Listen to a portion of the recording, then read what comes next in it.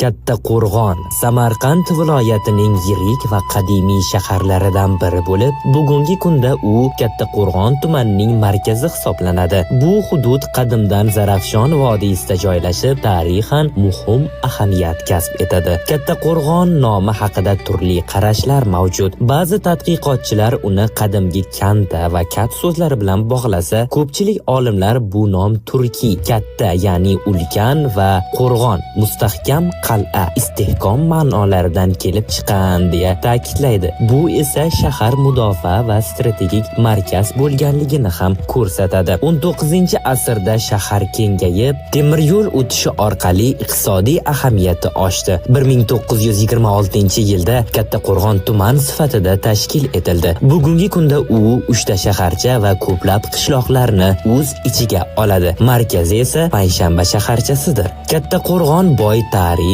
madaniyat va savdo meroslarini saqlagan holda zamonaviy taraqqiyot bilan uyg'unlashgan Samarqand viloyatining muhim maskanlaridan biridir.